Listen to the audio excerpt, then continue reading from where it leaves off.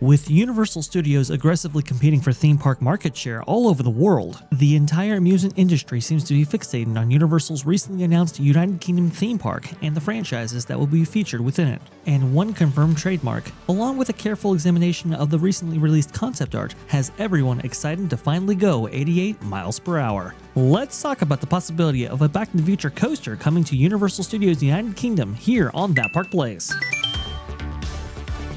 It seems that people are getting away from the more traditional theme park properties. Of course, I put Back to the Future up here, which is in some ways an OG of the next wave of theme parks here. The next wave being Universal Studios. Back to the Future, Universal has applied for a license for theme park rights to Back to the Future in the UK. I don't know why I said license. What I mean is a patent. We're hearing about all the things that are going to be going into the Universal UK theme park. And then all these patent filings are showing up, like Back to the Future, 007, and just so everyone is aware, it's very specific which 007 that they're talking about. Also, Lord of the Rings, I've seen filings for. The one it's interesting I haven't seen was one of the ones that I don't think there's a lot of contesting that it's going into the park is Paddington. I have not seen a filing for Paddington yet, but it looks like Universal and, well, even Merlin Entertainment, and I don't know if Merlin Entertainment is going to be doing something big, like a huge roller coaster and theme park kind of thing, or if they're going to be like, oh yeah, here's a couple of Minecraft signs, there's a couple of play sets that are themed to Minecraft. Please come visit our park, sir. That kind of thing. Or if they're going to be doing something big on the level of a Super Nintendo World or a Villains Land to throw Disney a bone here. But it seems like the next generation of theme park properties are nothing that Disney currently has its finger on the pulse of.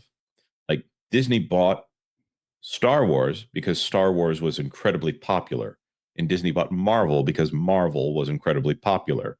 And now they've been backed into a corner where all of the things that they have bought are no longer incredibly popular. And Universal's able to come in and say, here's Back to the Future. There hasn't been a Back to the Future movie for a very long time. And I'm not saying that doesn't mean it's popular, just saying that there's nothing going on to refresh that in the cultural zeitgeist, the Broadway musical notwithstanding. But Universal is getting excitement for bringing back Back to the Future. What do you guys think about this situation here? I think it's incredibly exciting. Back to the Future has kind of made just a little bit of a resurgence in popularity from when, Back to the Future used to be a series of simulator screen experiences, both in Universal Studios Florida and Universal Studios Hollywood.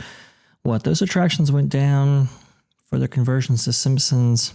Man, I want to say it was like 2011, 2012. Maybe that's even too late there. But a lot of people have been missing a presence of Back to the Future within those parks.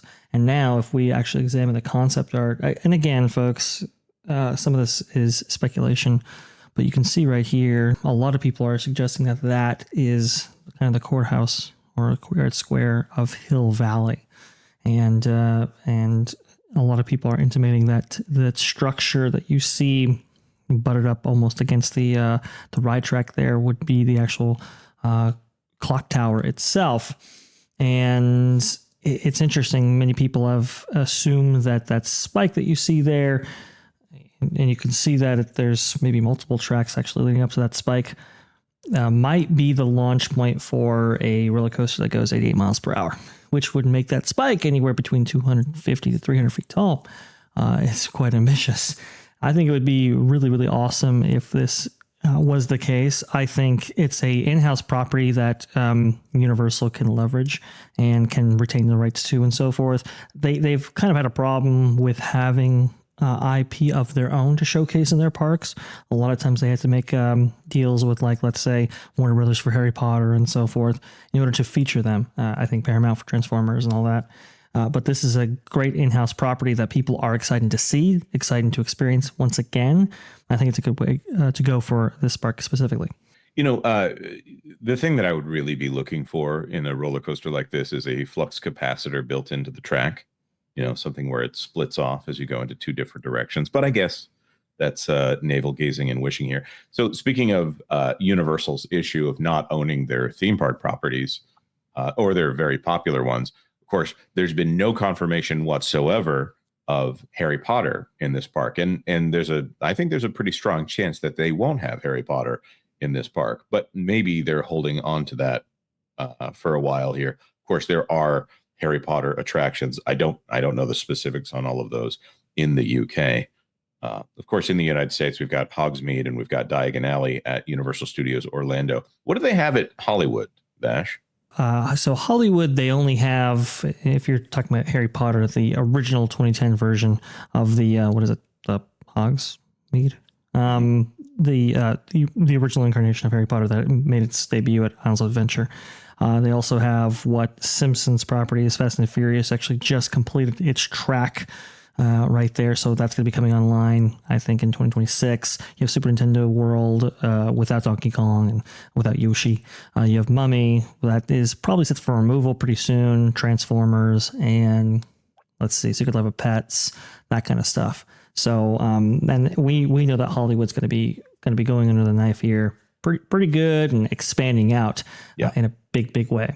I think it'll be interesting to see how this all shakes out over the next few years, because obviously Epic Universe about to launch, and the footage coming out of Epic Universe, and we've heard Jay, our good friend Jay over there from the Drunk 3PO channel, also a big part of Park Hopping and Geeks and Gamers, talk about Epic Universe and say it is the greatest theme park in the world. I don't know if he's been to Disney Sea, but that's a glowing review of Epic Universe. Also, some very kind people have sent me footage of the water fountain testing out there in the lagoon. I don't know if you want to call it a lagoon. Looks to be about knee high. That water in that body of water in front of the Helios, but there's some really cool stuff in the water fountains there. I see Universal as a company that can do great things with whatever they put in their park. And at this point, I think Disney has their IP as almost like an excuse to build something, like their IP first, as opposed to story and narrative first. Whereas I'm impressed with Universal at this point, with everything they're doing. My goodness, look at how cool that is.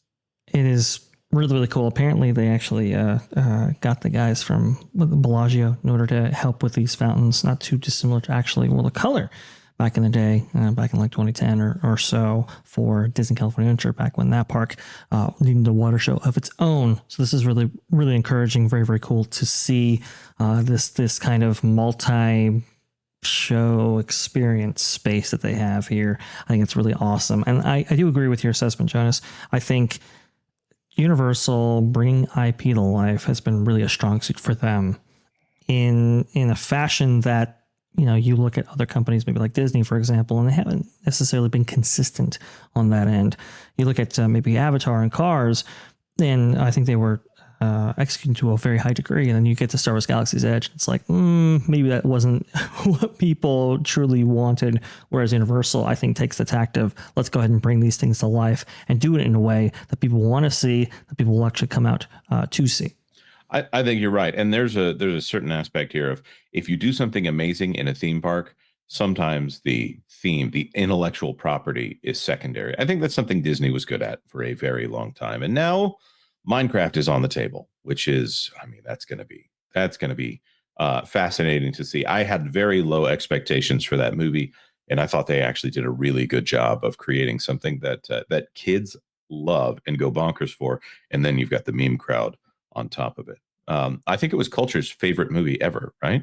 No, but I do want to say this, that I think the return of creativity is something that I think a lot of people are looking forward to.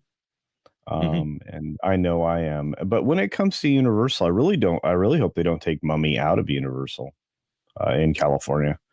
The Florida version was refreshed recently, and boy, did I enjoy it last time I was there. Well, as long as I think Brendan Fraser. Yeah. I think the Mummy out in Hollywood is maybe the right ride, wrong building. It took the place of the ET attraction, which was very unfortunate. Spielberg was very mad about that, by the way. Whereas it took the place of Confrontation over there at Florida. So the show building was much larger. Unfortunately for Mummy, they just try to cram a little bit too much in there, because it's like, okay, if you want speed, then you need a lot of track. If you don't have a lot of track, you don't have a lot of time. That's kind of what happened there. So it's always been kind of a weird mix there. And again, this wasn't Comcast's decision to put Mummy there. So for the future of the resort, that's probably where maybe the tram loading, unloading is going to be. Probably. But if you get rid of that building, that opens up a lot of the backlot. So right, yeah, and to throw this in here, since we have a little bit more time today, you get Disney will go in and they will add something and try to pretend like it's a big expansion, and Universal will go in and let's use Minions Land at Universal Studios Orlando as an example here. So they turn a corridor that already exists into Minions Land, but in that they retheme restaurants, they repaint a lot of the buildings in the area, and they get rid of Shrek 4D and they replace it with the Villains Convention there.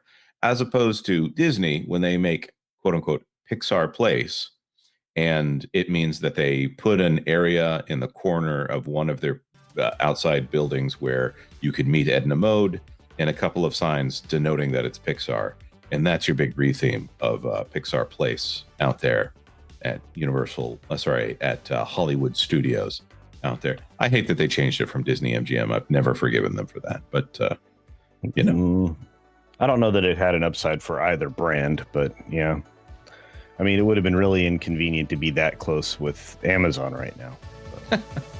That's very true. Thanks for watching That Park Plays News. For more information, consider checking out www.thatparkplace.com. And don't forget to subscribe, share, like, and send this out on your favorite social media accounts.